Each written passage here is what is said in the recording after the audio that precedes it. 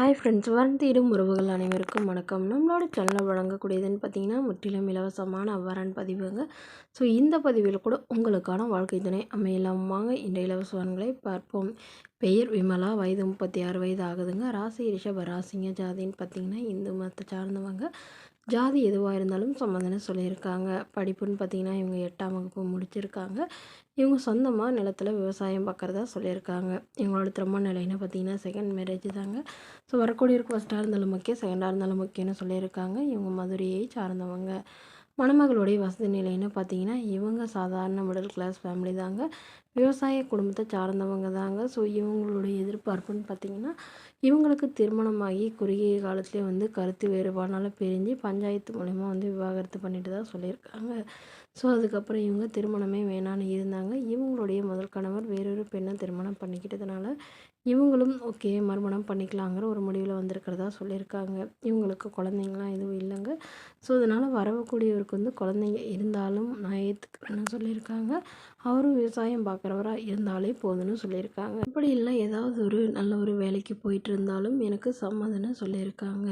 மேலும் மணமகளுடைய அப்பா தன்னுடைய பொண்ணுக்கு ஒரு 8 சவரன் நகை, அது இல்லாமல் சீர்சனத்தெல்லாம் ஓரளவு என்னால் முடிஞ்ச அளவு செய்வேன்னு சொல்லியிருக்காங்க.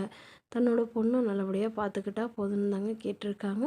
இந்த மணமகளை உங்களுக்கு பிடிச்சிருந்தா கீழே உள்ள வாட்ஸ்அப் நம்பரை தொடர்பு கொள்ளவும்.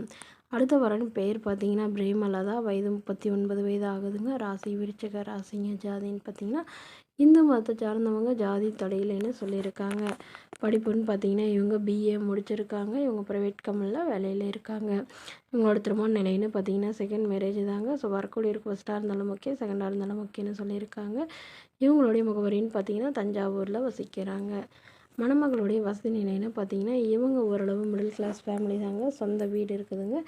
அது இல்லாமல் நிலமும் கொஞ்சம் இருக்கிறதா சொல்லியிருக்காங்க. இவங்களுக்கு உடன் பிறந்தவங்கன்னு பார்த்தீங்கன்னா ஒரு தம்பி இருக்காருங்க. அவருக்கு திருமணம் ஆயிடுச்சுன்னு சொல்லியிருக்காங்க.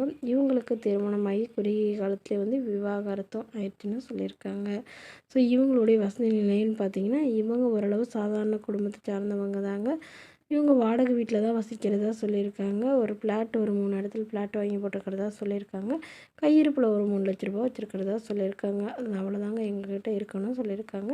இவங்களுக்கு திருமணமாகி குறுகிய காலத்துலேருந்து கணவருக்கும் இவங்களுக்கும் ஏற்பட கருத்து வேறுபாடுனால பிரிஞ்சிட்டதாகவும், ஸோ இவங்களுடைய ஹஸ்பண்ட் வேறொரு பெண்ணை திருமணம் பண்ணிக்கிறதுனால இவங்களும் மறுமணம் பண்ணுறதா இவங்க வீட்டில் சொல்லியிருக்காங்க. ஸோ அதனால் ஜாதி எதுவாக இருந்தாலும் பரவாயில்லங்க, மணமகன் நல்ல ஒழுக்கமானவராக வேணும்னு சொல்லியிருக்காங்க. அவருக்கு திருமணமாகி குழந்தை இல்லாதவராக வேணும்னு கேட்டிருக்காங்க. இந்த மணமகளை உங்களுக்கு பிடிச்சிருந்தா கீழே உள்ள வாட்ஸ்அப் நம்பருக்கு உங்களுடைய முழு விவரங்களையும் எங்களுக்கு சென்ட் பண்ணுங்க. நாங்கள் இந்த மணமகள் வீட்டாருக்கு அனுப்பி வைத்து இவங்களுக்கு ஓகேங்கிற பட்சத்தில் மணமகள் வீட்டாரின் ஃபோன் நம்பர் இலவசமாகவே வழங்கப்படுங்க. இதற்கு கட்டணமாக 1 ரூபாய் கூட செலுத்த தேவையில்லை. தேங்க்யூ.